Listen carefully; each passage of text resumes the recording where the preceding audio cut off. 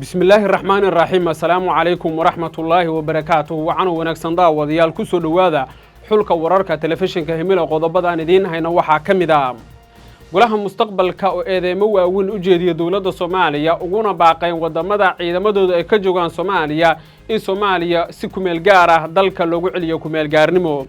waxaan kale idin soo gudbin doonaa Somaliland oo beenisay inay sii deysay maxaabiis lagu qabtay dagaaladii ka dhacay gobolka Sool. qodobada kale waxa qayb ka noqon doona xiisad u dhaxaysa ciidanka Puntland iyo ciidamada BSF oo laga soo warinayo magaalada Garowe.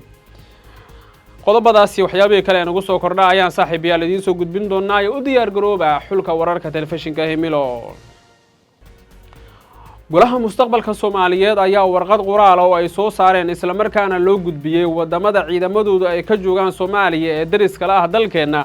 waxa ay ku sheegeen in dalku uu marayo xaalad adag loona baahan yahay in dalalkaasi mowqif adag ay ka qaataan xilligan kala guurka ah ee lagu jiro.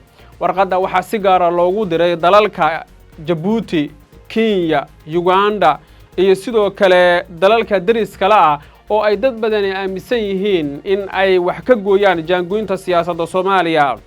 golaha mustaqbalka oo ay ku midaysan yihiin madaxweynihii hore ee Soomaaliya Shariif Sheekh Axmed, ra'iisul wasaarayaal hore, madaxweynayaasha maamulada Puntland iyo Jubbaland ayaa lagu sheegay in dalku xaaladiisu ay marayso meel xasaasi ah. xasan iyo xubnaha golaha kala duwan ee fulintana sharciyadoodii ay dhamaatay.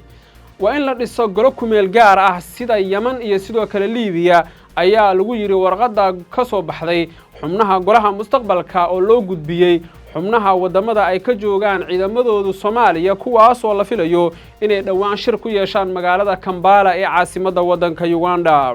waa qoraalkii ugu adkaa oo ka soo baxa golaha mustaqbalka oo ay dad badan aaminsan yihiin inay dhaliilo waaweyn u jeedinayaan madaxweynihii hore ee Soomaaliya Xasan Sheekh Maxamuud oo ay ku eedeynayaan inuu diidan yahay inuu talada dhulka dhigo oo uu la hadlo xubnaha mucaaradka ee afkaartiisa iyo fikirkiisa diidan. si walbaba ha ahaatee waxaa la filayaa in golaha mustaqbalku ay ka warsugaan go'aanada ka soo bixi doona shirka la filaya in Addis Ababa uu ku dhaxmaro madaxda filla Soomaaliya iyo sidaas la mid ah madaxweynayaasha wadamada ciidamadooda ay ka joogan Soomaaliya kuwaas oo la filayo inay dhiraandiriyaan xaalka murugsan ee dalka iyo sidaas la mid ah in go'aano kama dambaysa laga gaaro nooca doorasho oo heshiis lagu yahay oo ka dhici karta gudaha dalka Soomaaliya.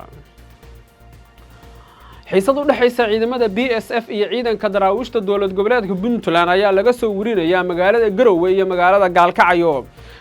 haddii aan ku hormaro ciidamada BSF ayaa waxay diideen warar sheegaya in ay ka baxeen xerooyinka ay ku lahaayeen magaalada Gaalkacyo, waxaana ciidamada BSF ay sheegeen in aysan ka bixin xerooyinkaasi.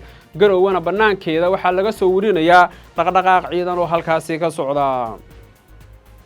ugu dambeyntiina Somaliland ayaa beenisay warar ka sheegaya in si qarsoodiya loo sii daayay qaar ka mid ah maxaabiistii lagu qabtay dagaaladii u dhaxeeyay Somaliland iyo Waqooyi Bari, iyadoo wasiirka warfaafinta Somaliland uu sheegay in aanay jirin maxaabiis la sii daayay.